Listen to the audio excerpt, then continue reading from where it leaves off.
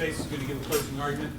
If they wish, then if they do, then Mr. Jones gets to give the closing argument, or Mr. Parham gets to give the closing argument. And then the state, if they wish, can give a rebuttal argument, and then we ordinarily get the case to you. I don't know how long this is going to take. It may be that the arguments take so much time going over the jury charge with you that we may start deliberation in the morning. Sometimes we start deliberating at 5:30 in the afternoon, and the jury gets hungry and they're tired, and we're just not going to let you go on till midnight for that reason. So it may be, and I'll talk to the attorneys about it, it may be that we'll let you deliberate in the morning, but there won't be any delays tomorrow because what we'll just do is excuse an alternate, and then y'all can go back there and deliberate, okay? But we'll see how long all this takes and what we need to do. But with that, State, you may give a closing argument. Yes, Your Honor.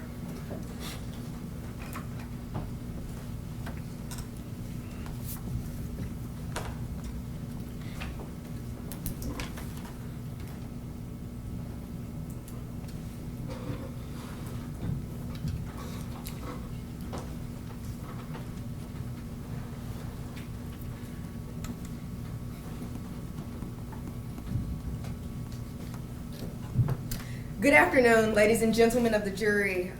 We have been in trial for several days, and I am going to do the best I can to summarize the state's proof. On October 5th of 2022, between 4:41 p.m. and 5:27 p.m., Courtney Parham and Stevan Jones committed a knowing, unlawful killing of Gershun Freeman. The murder occurred at Shelby County Jail, known as 201 Poplar.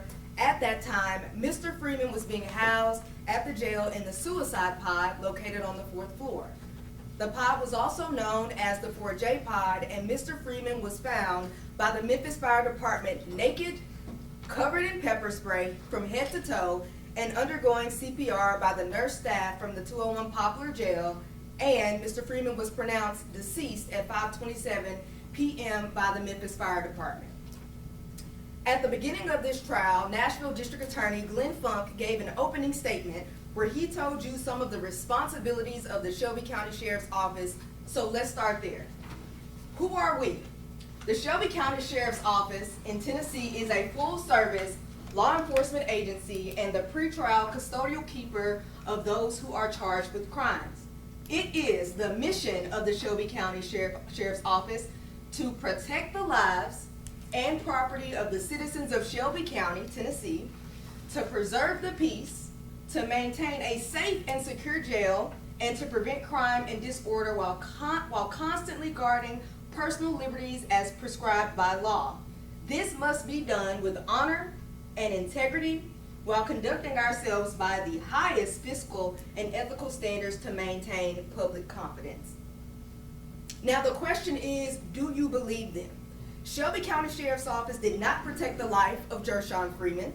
Shelby County Sheriff's Office did not preserve the peace of the jail. Shelby County Sheriff's Office did not maintain a safe and secure jail. They beat Mr. Freeman into submission. They sprayed him with pepper spray. They cuffed him. They put weight and pressure on him. Then they shackled him. Then they killed him. Then they abused his body. And as if that was not enough, they left him there. Shelby County Sheriff's Office did not conduct themselves with the highest ethical standards to maintain public confidence. No, they conducted themselves in the most unethical ways and demonstrated themselves to be a public disappointment. There is an old age saying, when people show you who they are the first time, believe them. Believe who Shelby County Sheriff's Office have shown you to be the first time. The state of Tennessee carries the burden of proof in this case. And as we have discussed in jury selection and as the court has advised you of in your jury instructions, the state carries that burden. And our burden is to prove to you this case beyond a reasonable doubt. Now I want to talk about that. As long as the state of Tennessee has proven to you the elements of the offense beyond a reasonable doubt, then your verdict should be guilty. As discussed in the voir dire process or jury selection process, it is not an absolute certainty. We just have to put you all in a position for your mind to rest easy as to the certainty of guilt. Now I want to go on and talk about some of the proof that you have heard in this case. I want to start by saying, who was Gershun Freeman? Mr. Freeman was a son. Mr. Freeman was a husband. Mr. Freeman was a father. Mr. Freeman was a high school graduate of Melrose High School here in Memphis, Tennessee. Mr. Freeman, most importantly, as testified by his mother, Ms. Kimberly Freeman, she said he was her heart. Now let me tell you who Mr. Freeman was not. He was not a jail statistic. He was not a threat to anyone at the Shelby County Sheriff's Office. He was not an animal. He was not a rodent. He was not an insect. He was not someone to be so easily discarded. He was a human being. And he should have been treated as such. Ladies and gentlemen of the jury, you will receive exhibit number 1 in this case, and it will be the life photo of the man that I just described to you, Mr. Gershun Freeman. I'm going to go back here. Now, the state's evidence and proof has spanned several days, and I'm going to do my best, again, to try and summarize that proof for each of you. The state's first witness in this case was Special Agent Charles, also known as Chuck Baker. Mr. Baker was a special agent with the Tennessee Bureau of Investigation since 2013. He responded to the scene of 201 Poplar on October 5th of 2022, sometime between the hours of 6:30 to 7 p.m. He did a walkthrough of the crime scene at 201 Poplar. He did TBI crime scene photos, which just means he went through the crime scene and took photos in sequential order. And some of the items that you saw on the 4th floor were a steel bed with no mattress, where Mr. Freeman was staying, an orange blanket, a black smock, a food tray, slides or crocs as he described them, orange pepper spray, and bags of clothing. He described to you that he saw lots of spray. Spray on the 4th floor, spray on the 5th floor, and that it was so much spray, he had never seen that much in his entire career. Let's watch the walkthrough video by Chuck Baker.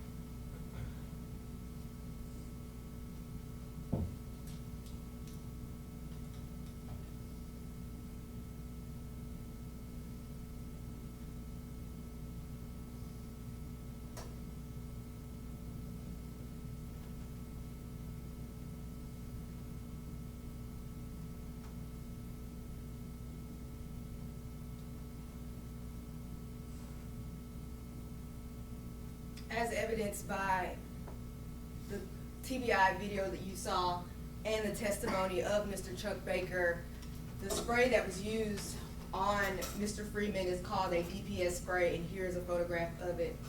Mr. Baker testified that some of the items you see on the 5th floor included the cast off of the OC spray, and that would just be Mr. Freeman's partial body print on the wall. You saw an IV line in the left arm with an IV bag, gloves, a bag valve, AED pad, cervical collar, other things of that nature.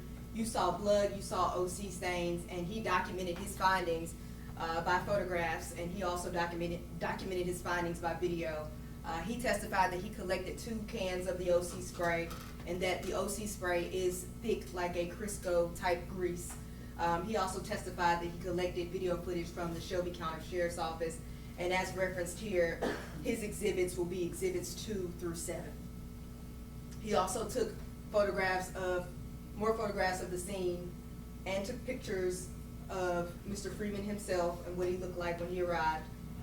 He took pictures of the injuries to Mr. Freeman. And then you also heard from Chief Inspector of Jail Security, Mr. Michael Green. He's employed with the Shelby County Sheriff's Office since October of 1997. He received several trainings in use of force, chemical agent, and restraints. He testified that recertification training annually happens for use of force, for chemical agent, and de-escalation. He also testified that he has crisis intervention training, and that is a course designed for officers to try not to use force on any inmates. He also testified that he had suicide prevention training as recent as 2022, and he read to you the Shelby County Sheriff's mission statement that I read to you at the beginning of my argument, and that is exhibit number 10. Chief Inspector Michael Green also testified that Shelby County Jail is a 2,600 bed facility that holds up to 2,600 inmates. He testified that the jail is 7 floors. The 4th floor has 17 housing units at different security levels. The 5th floor has 3 pods in a dormitory style.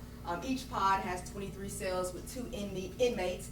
He testified specifically that the 4J pod is the suicide pod with 5 cells, and each inmate is housed alone in the cell with a camera for suicide watch. He testified that you can see through the cell doors. He also testified if an inmate is acting unruly, an officer can contact mental health to come and see that inmate.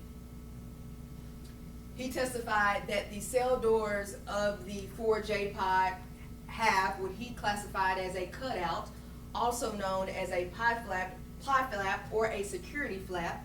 He also testified that the flap is used when inmates are having issues.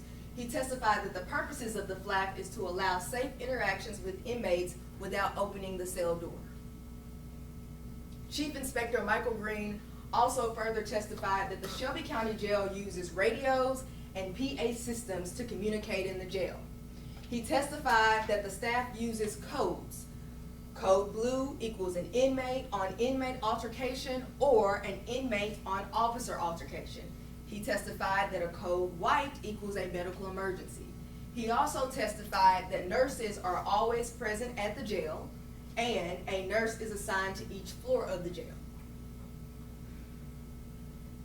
Chief Inspector Michael Green testified that the use of force policy is important for safety. He testified the reason why it's important for safety is because we don't want to hurt an inmate in the facility.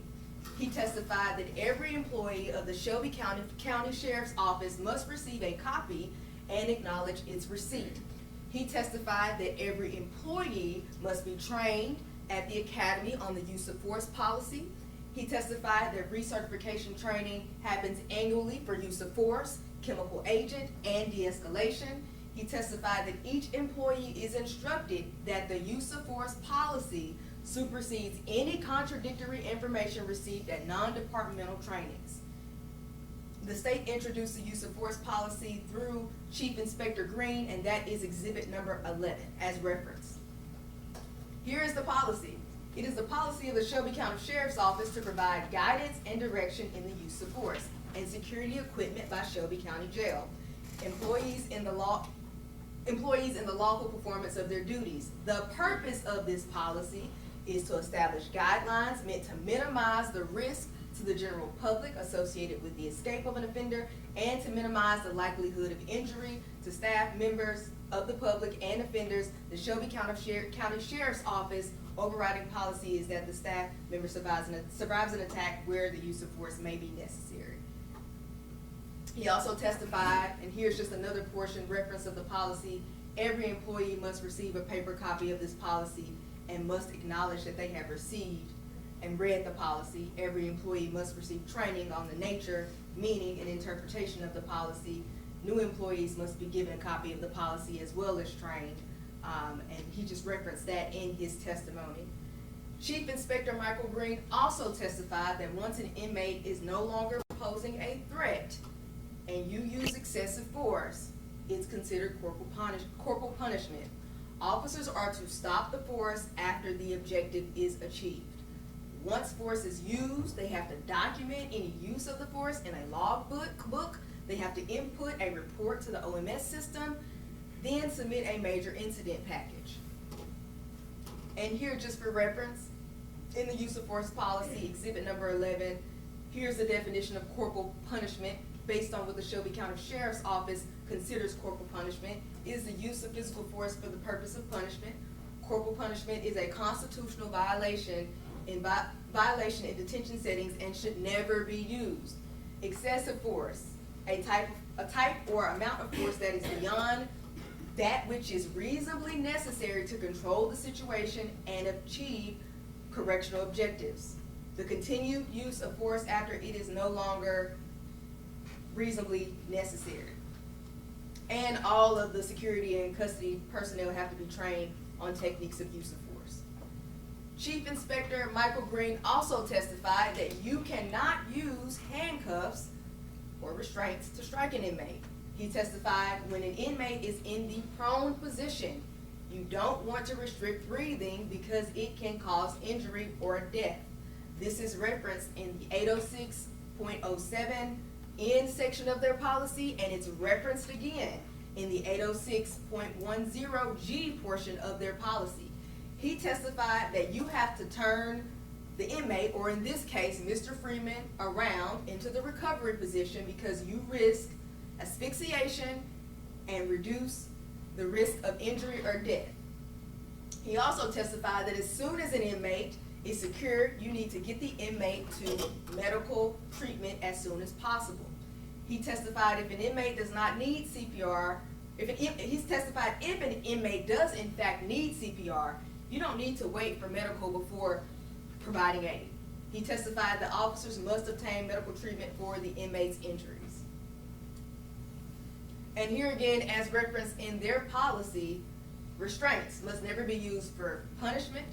Restraints must never be intentionally applied in a manner that will cause unnecessary pain, applied continuously for an unreasonable length of time, or allowed to create a substantial risk of serious medical problems. It is the responsibility of the staff approving or applying the restraints to document that there is frequent and careful monitoring of the condition of the inmate while in restraints. And again, as referenced in their policy, and I've already mentioned it, inmates may not be placed in the prone position while in restraints because of the possibility that they may be unable to breathe properly and asphyxiate.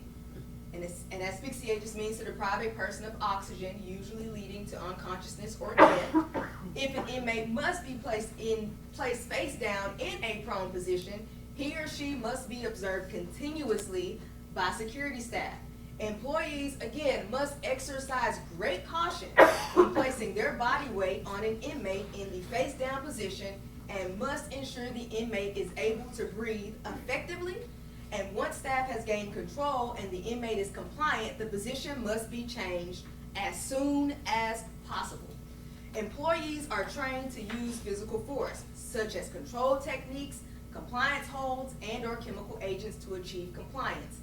In situations where physical force must be used, employees are to exercise extreme caution, here it is again, when placing their body weight on an inmate, especially when holding them in the prone position, laying face down. Officers must be aware of the possibility that the inmate may be unable to breathe properly, which may cause asphyxiation. Medical attention must be provided to those injured and those possibly injured as soon as possible following any use of force, and the captain or designee must document the medical assessment of all inmates whom force was used and all those using force. Chief Inspector Green also testified that punching and kicking an inmate into submission is not appropriate. You cannot kick, you cannot stomp, you cannot strike with a blunt object. Green testified if a person is not kicking or punching you, a reasonable alternative is to put handcuffs on the inmate. And here it is again, as referenced in their policy. In situations where physical force must be used, employees are specifically prohibited from punching or kicking an inmate into submission unless there are no reasonable alternatives. Chief Inspector Green also testified and identified Steven Jones in the video as the yellow circle, as you will see in exhibit number 12. Steven Jones is a correctional officer at the Shelby County Sheriff's Office. He is trained in use of force, and every year he is recertified in use of force training.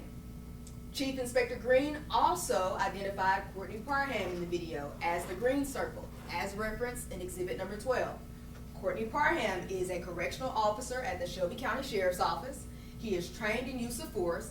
Every year he is recertified in the use of force training.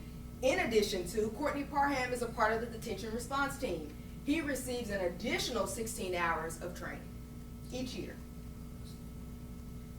And now I'm going to play for you some footage.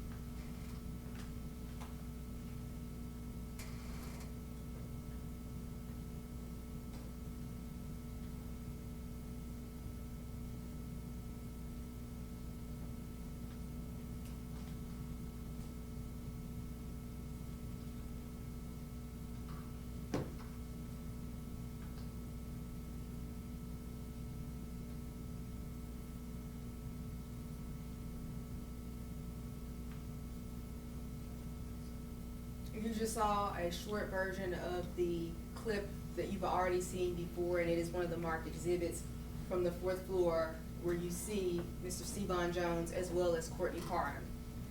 Chief Inspector Green testified that when he saw Mr. Freeman come towards him on the 4th floor, he gave him a strike to the chest. He intended to get him down on the ground and handcuff Mr. Freeman, but he was sprayed with chemical agent.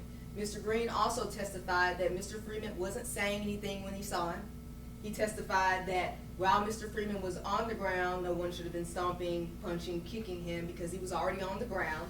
He testified that he didn't see Mr. Freeman strike anybody while he was on the ground. He also testified that he didn't see anyone try and cuff Mr. Freeman on the 4th floor. He didn't see Mr. Freeman spray anybody with a can of chemical agent. He also testified that he did not observe the incident on the 5th floor, but when he arrived, no deputies were giving Mr. Freeman CPR. Next, I want to talk about a witness that you heard from, and that is Dr. Marco Ross. He's an expert witness in this case. He's a retired chief medical examiner for the West Tennessee Forensic Center. He's an expert in the field of forensic pathology. Forensic pathology, as he testified, is the evaluation and study, and that's a typo of death that occurs. The autopsy is the evaluation of the body, both internal and external, to look for disease or injury. He testified that he's performed over 5,000 autopsies throughout his career. Dr. Ross testified that he received the body of Gershun Freeman on October 6th of 2022 at 10 a.m.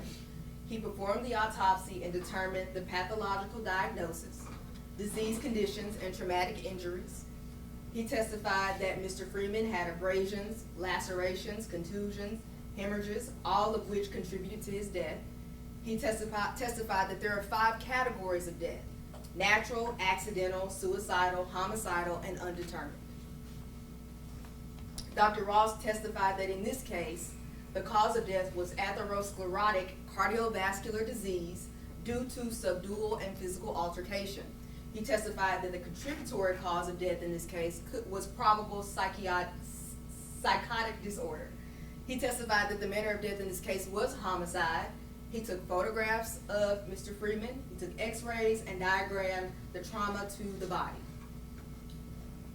Here is Dr. Ross's autopsy report, and it will be received or given to you all in exhibits 13 to 15, or in between exhibits 13 to 15 of the proof that you will receive as you deliberate. And of course, it notates all of his findings, again, in the pathological diagnosis, contusions, scalp lacerations, healing stab wounds to the back, all of the things that he notated in the pathological diagnosis. But I would point out that in his report, he notates the cause of death. He notates the contributing cause of death.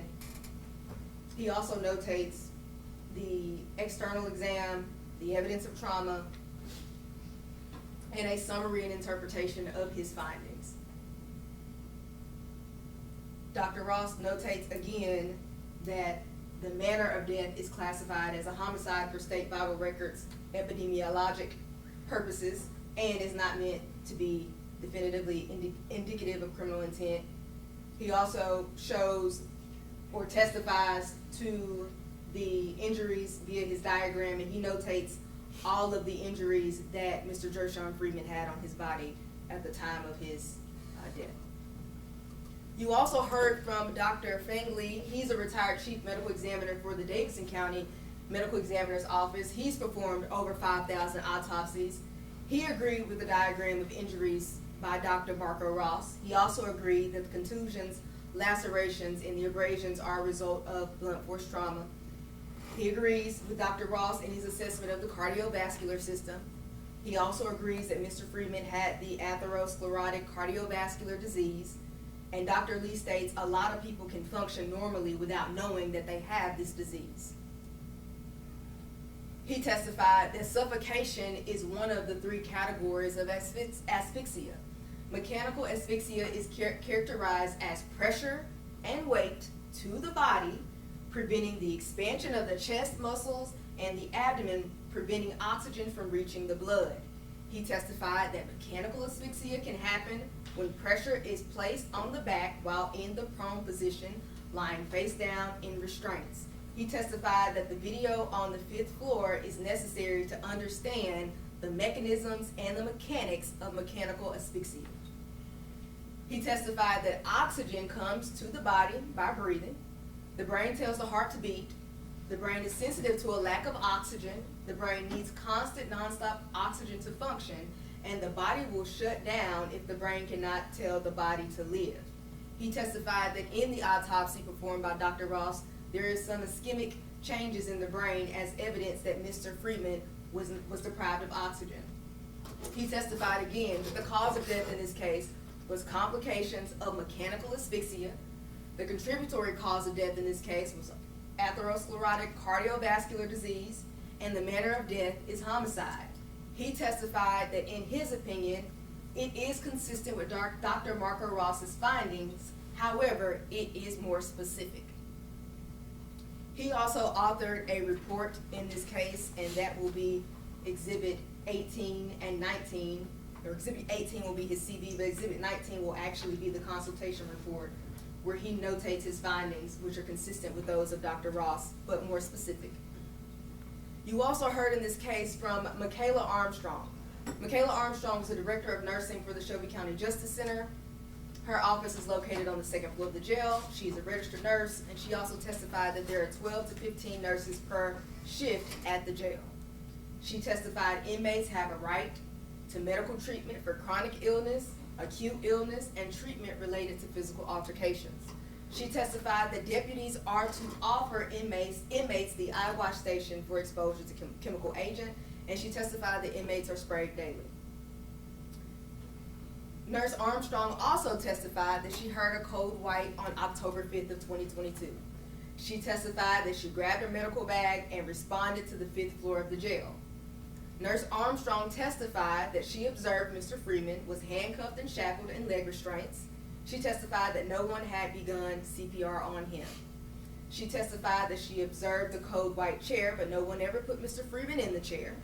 She testified that she attempted to take the pulse of Mr. Freeman, but was overcome by chemical agent in the air.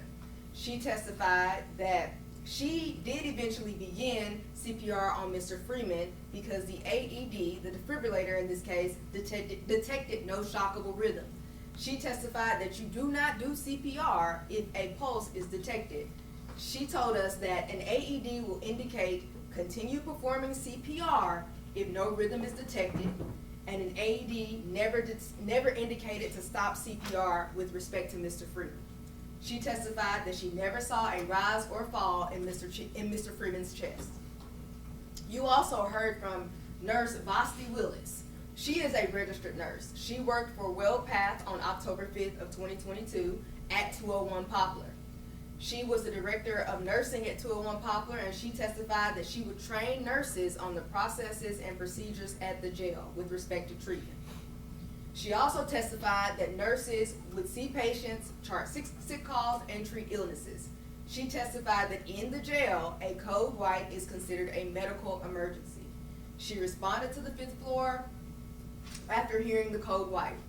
She testified if a person is not breathing, you can check for a radial pulse, that's a wrist pulse, while calling their name. Carotid pulse, that's a neck pulse, or the femoral pulse, that's the growing pulse, for 5 to 10 seconds for a palpitated pulse. To check if someone is breathing, you watch for the rise and fall of their chest, or you place a finger underneath their nose. She testified she arrived on the 5th floor and is trying to get a pulse on Mr. Freeman. She testified that every time she touched Mr. Freeman, she was checking for a pulse. She testified she does not recall ever feeling a pulse. She testified that you don't perform CPR if a pulse is detected. She also testified that Mr. Freeman was not talking to anyone, he was not mumbling or breathing. She testified that the nurse staff performed CPR until the ambulance responded to the scene. She said that they started CPR to try to revive Mr. Freeman. She said she doesn't remember how long CPR lasted, and she testified that EMS responded to the takeover of the scene and pronounced Mr. Freeman's death.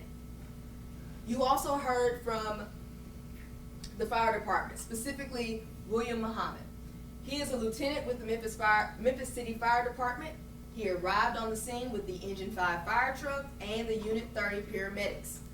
He entered 201 Poplar by the Sallyport entrance and responded to the 5th floor. Upon arrival, he did not see any signs of life in Mr. Freeman, and the jail staff, the nurses I've talked about previously, were performing CPR. He assisted the paramedics in this case with administering medication to Mr. Freeman and medical supplies. He testified that he observed paramedics perform rounds of CPR on Mr. Freeman, and Mr. Freeman was pronounced dead at 5:27 on October 5th of 2022. You also heard from the state's expert witness, Paul Miller, in the topic of use of force. Paul Miller is employed with the Davidson County Sheriff's Office. He spent 10 years of his experience in the correctional facility, where he has worked as an officer, a corporal, a sergeant, and a lieutenant. He testified to you all that he is the instructor for the academy, and he's been in that role for approximately 4 years. He testified that use of force is an intervention that officers may have to make to prevent someone from escaping, damaging property, or harming themselves or others. He testified that the use of force policy is a list of guidelines, rules, interpretations of the law, and definitions for correctional officers to follow. He testified that following policy and understanding policy is important for correctional officers. He testified officers receive training at the academy and yearly training for updates and or changes to the policy. He testified that officers should start with verbally de-escalating situations. That's their first line of force. Ask the inmate to stop doing what they're doing. He said then after that, before you begin using force, officers have the ability to gather a team, use medical or mental health to talk to the inmate if he presents a threat to himself or others. Expert witness Paul Miller reviewed the video incident from the 4th floor and determined that the officers holding the chemical agent in the video had it out and was likely ready to use it before Gershun Freeman rushes out of his cell. He reviewed the video and determined, according to the use of force policy, officers are prohibited, again, from kicking or punching an inmate into submission. And again, this is referenced, and I've already talked about it before, so I'm going to gloss over it. It's in exhibit number 11, and that is the use of force policy. Expert witness Paul Miller also testified that officers are trained in the use of chemical agent, and if it's not working, then you have to try something else. He also testified everyone does not react to the spray, the pepper spray, or the OC spray the same. Some people have watery eyes. He said that, the spray will cause you to automatically shut your eyes. Your mucous membranes will become inflamed. He said the skin will be irritated and things of that nature. But he also testified that he had a colleague in the academy that was sprayed with the pepper spray and had absolutely no effect on her. So that is consistent with his testimony. He also said he never saw, in his review of the video, Mr. Freeman spray anyone with the pepper spray. He testified that there were several times when Mr. Freeman was on the ground and they could have used what he classified as an expert as clinch and control techniques to cuff him. He testified that the use of force policies, and again, and I've referenced it before, it's the 806.7N and 806.10G sections of the use of force policy regarding the prone position are important to follow. You must follow those policies. He said that it's very difficult when in the prone position to get up onto your feet, and it's difficult to breathe. The goal of the use of force in this case is to get him under control, him being Mr. Freeman, cuff him, and then get him into recovery. That is what expert witness Paul Miller said should have happened. He testified that Courtney Parham and Stevan Jones's actions were not objectively reasonable at the time of the incident. And again, I've already referenced this, but again, the use of force policy, that is exhibit number 11. You also heard from Darrell Taylor. He's an employee with the Shelby County Sheriff's Office in the Bureau of Professional Conduct and Integrity Division. He's been working with Shelby County Sheriff's Office for 13 years in the Bureau of Professional Conduct and Integrity Division. His department did find that there was a failure to utilize the pie flap to feed Gershun Freeman on October 5th of 2022, and that was a policy violation. You also heard from Thomas Kraft. Mr. Kraft is employed with the Davidson County District Attorney General's office, and he has 10 years of experience creating videos. He testified that he received what has already been marked as exhibit by Chuck Baker, the Brady Bunch videos, and created a continuous sequence of events, the video from the 4th floor of the jail to the 5th floor of the jail, and that is exhibit number 28. You will have that to review. He stated that the state played the entire video for you all to observe, with modifications to show each handcuff applied to Mr. Freeman, leg restraints being removed from Mr. Freeman, pulse checks, the AED, etc. Now, I've got to go on and talk about the law, because you will need to follow the law to decide this case, and you will need to use it as you deliberate. Judge Kraft has already given you jury instructions, and so I'm going to go over some of the instructions that you have received. One of the instructions that you have received is criminal responsibility. A defendant is criminally responsible as a party to the offense if the offense was committed by the defendant's own conduct, by the conduct of another for which the defendant is criminally responsible, or both. Each party to the offense may be charged with the commission of the offense.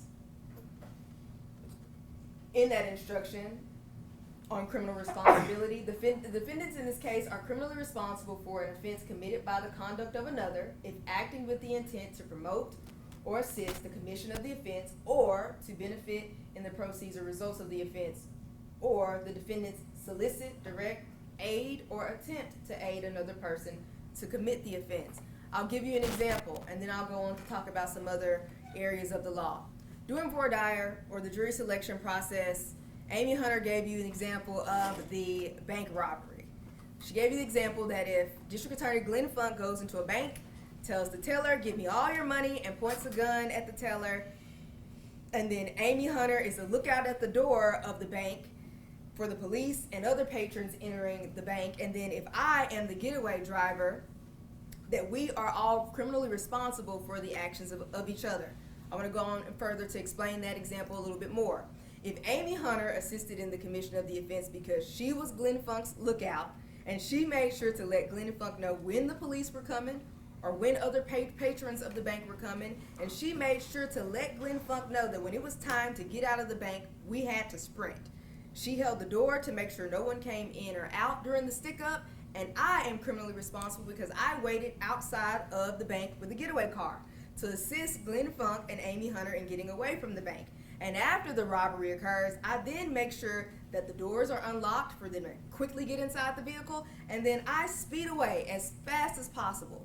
Under the theory of criminal responsibility, I, myself, as well as Amy Hunter, as well as Glenn Funk, are criminally responsible for the commission of that particular offense.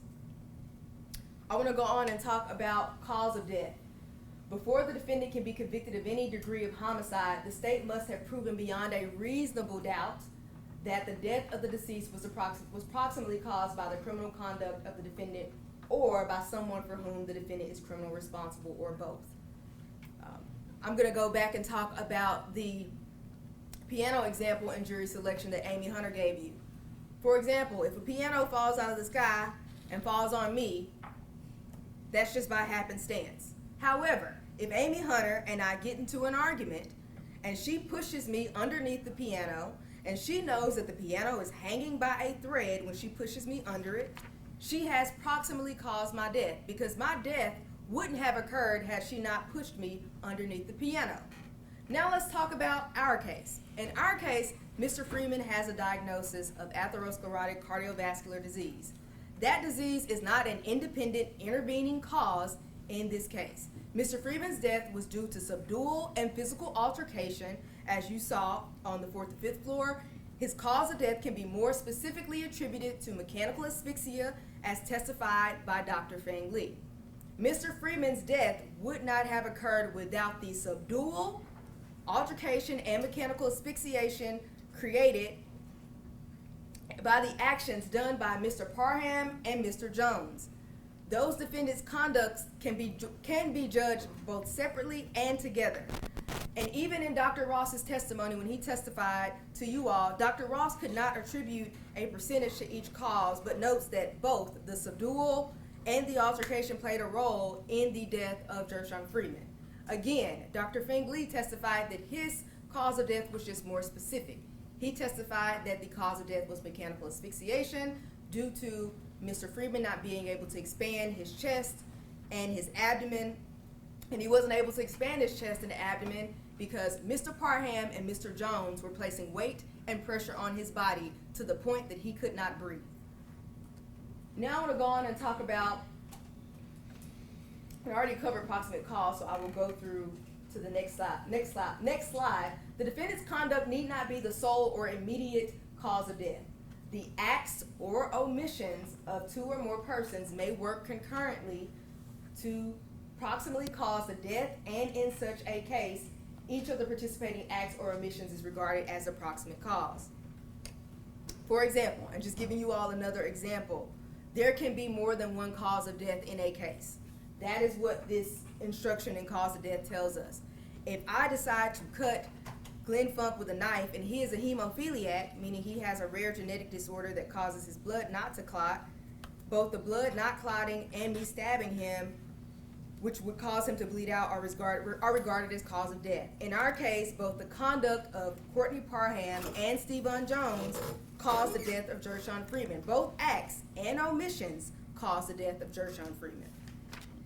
So let's go on and talk a little bit more about cause of death. However, it is a defense to homicide if the proof shows that the death was caused by an independent intervening act or omission of the deceased or another which the defendant, in the exercise of ordinary care, could not have reasonably anticipated as likely to happen, also in your instruction. However, if in the exercise of ordinary care, the defendant should have reasonably anticipated the intervening cause, that cause does not supersede the defendant's original conduct, and the defendant's conduct is considered the proximate cause of death. It is not necessary that the sequence of events or the particular injury be foreseeable. It is only necessary that the death fall within the general field of danger for which the defendant should have reasonably anticipated. I'm going to hit pause here and talk about some things that you're going to see in the video with respect to Courtney Parham. So let's start there.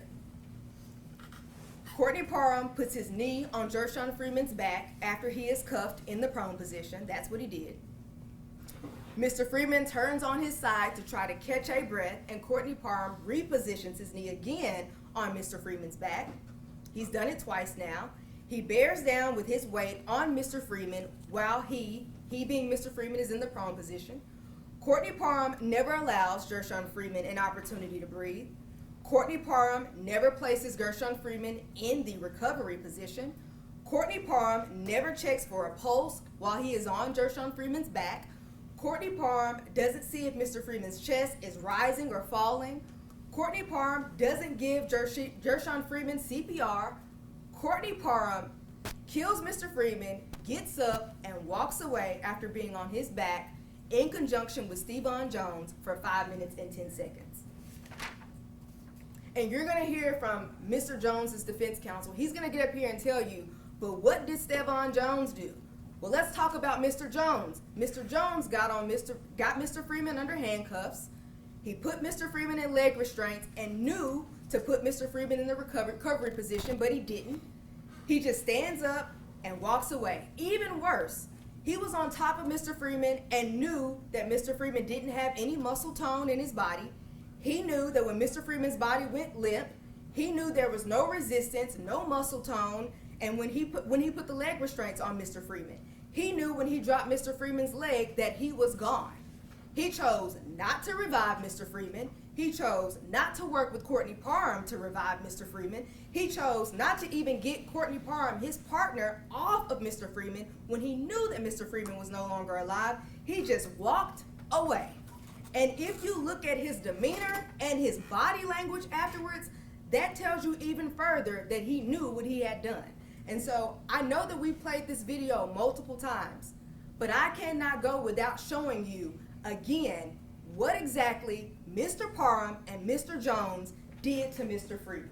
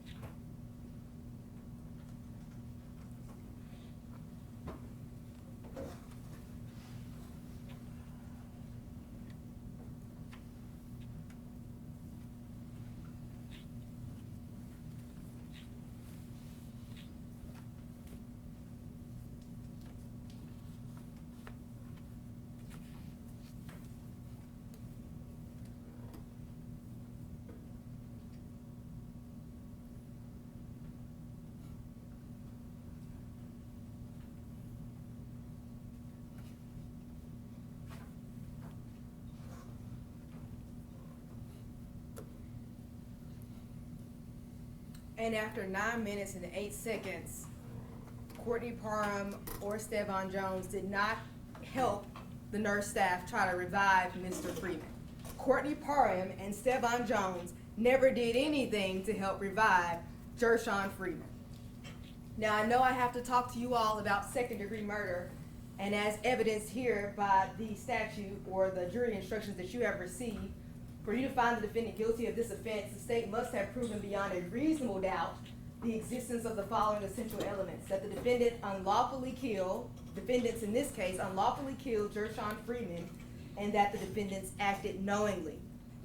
Now, defense is going to get up here and probably tell you that the state cannot meet its burden because we haven't proven to you knowingly. I would submit to you that that would be completely false. That would be a lie. So let me tell you exactly how the state has proven knowingly. Think about these facts and consider the facts and the evidence that you've seen thus far. The length of time that Gershun Freeman is cuffed to the absence of the weight and or pressure on Mr. Freeman's back by Stevan Jones and Courtney Parham. Courtney Parham nor Stevan Jones checks Gershun Freeman's pupils. Courtney Parham nor Stevan Jones checks Gershun Freeman's pulse. Courtney Parham nor Stevan Jones checked the breath of Mr. Freeman. Courtney Parham nor Stevan Jones performed CPR on Mr. Freeman at any point, never. Courtney Parham nor Stevan Jones, despite being trained in CPR, never even attempted CPR on Mr. Freeman. Once Stevan Jones applies the leg restraints, Courtney Parham is now even more aware that Gershun Freeman isn't going anywhere. Courtney Parham stayed on Gershun Freeman's back, and Gershun Freeman did not move a muscle because he didn't have a muscle to move. Courtney Parham still did not move Gershun Freeman into a recovered position, and neither did Stevan Jones. Neither did Stevan Jones tell Courtney Parham to get off of Mr. Freeman. Neither of these men intervened in trying to save the life that they had just taken. Knowingly means that the person acts with an awareness that his or her conduct is reasonably certain to cause the death of Gershun Freeman. As I have already previously explained to you all, by the use of force policy, that the prone position is a position that most of these deputy jailers know, or at least should know and have the training to know. It's a position that you don't put an inmate in. And the reason why you don't do it is because you risk asphyxiation that can cause injury or lead to death. They knew this when they had Mr. Freeman cuffed. They knew it when they got on his back. They knew it when they applied leg restraints, and they knew it when they didn't do CPR, and they knew it when they just left him there. So the state would submit to you that we have met our burden of knowingly with respect to an unlawful killing of Mr. Freeman. And again, for you to see here, Parham drops down on the knee first to stop the roll. Mr. Freeman is moving. And look at how Stevan Jones and Courtney Parham are positioned on Mr. Freeman's body. But he's still moving.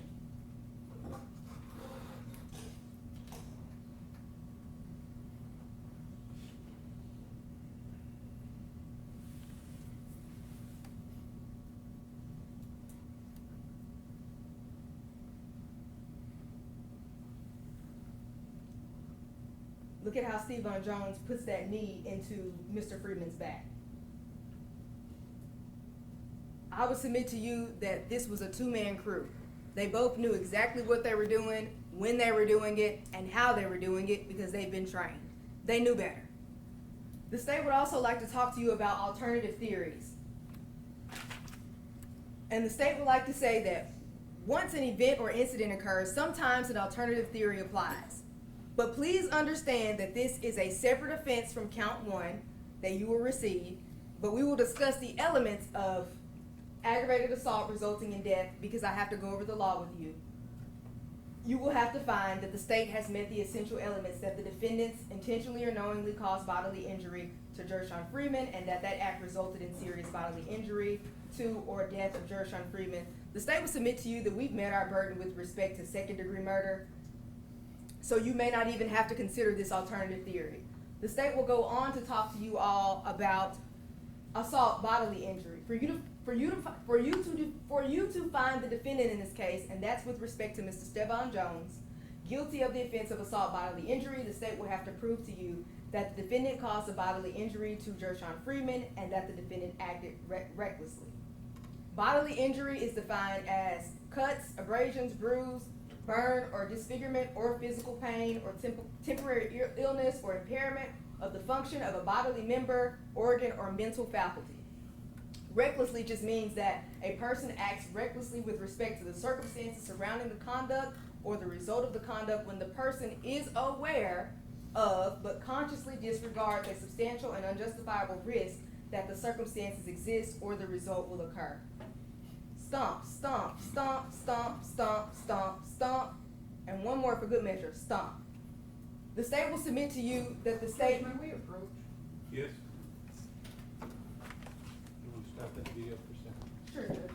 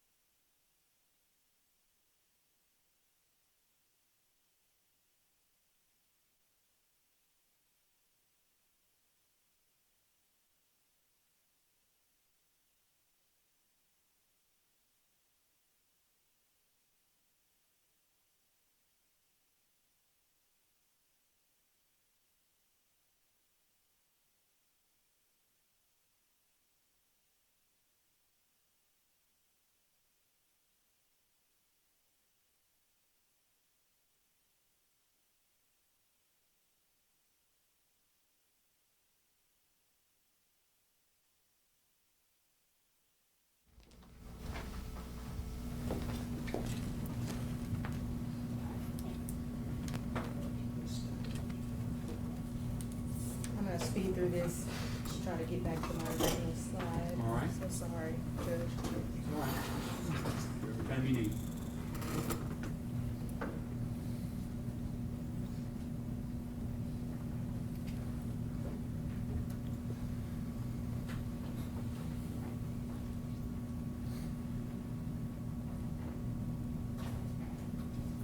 Now I want to talk just very briefly about some of the defense's expert witnesses, and I'm not going to get into all of them, but I do want to point out some of the testimony that you heard from defense expert William Oliver and some of the testimony that you heard from Derek Pleasance. I want to specifically talk about Mr. Oliver. I cross-examined him when they were putting on their proof, and he specifically said that he did not care about the video. I would submit to you all that the video is a part of the proof in this case, and you are to consider it along with all of the other proof. One of the other witnesses that you heard from was also Mr. Derek Pleasance. Mr. Pleasance told you that he looked at the totality of the circumstances and he considered Mr. Parham's action as buying Mr. Freeman's body. He says that Mr. Parham has bought the body once he puts the knee onto Mr. Freeman. I would submit to you all that that is inappropriate from the state's perspective. I know the defense is gonna tell you something different, but the state would just argue that Mr. Parham knew what he was doing when he did it, and although Derek Pleasance testified to that, that is something that the state would disagree with Mr. Pleasance about, that we don't buy bodies. The state would also like to point out, also in Mr. Pleasance's testimony, he said that Mr. Freeman came out with a violent, felonious assault on these officers. I want to show you just a small clip from the slow down version of E2.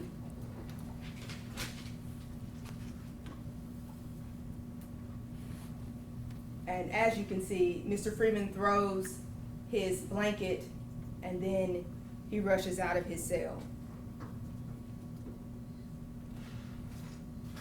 And then they continue.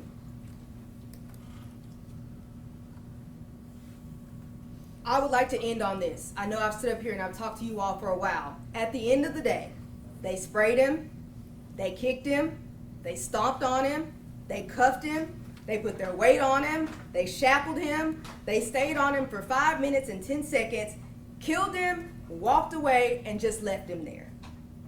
And these two men that are sitting behind me are gonna tell you, or their lawyers are gonna tell you, that everything that they did was okay. They did all of this to this man on this screen, Mr. Freeman, because he rushed out of his cell with a blanket. Mr. Freeman didn't deserve this. Mr. Freeman didn't ask for this. He was in the sole care, custody, and control of the Shelby County Sheriff's Office. The state has submitted its proof to you with respects to second-degree murder and some of the other offenses. I also forgot to mention this, but lesser offenses, just really quickly as I wrap up. You are to start with the indicted offense in this case. And only after you have considered the indicted offense, then do you go down and consider lessers. It's our position that you won't even have to get there. This is not a menu. You guys have to start with the offense as indicted and then go from there. And so the state will be respectfully asking you to return a verdict with respect to this case. Thank you. All right, ladies and gentlemen, we're gonna have to set up this next argument. We're gonna take a short break. Don't discuss the case. You said anybody else will be out with you.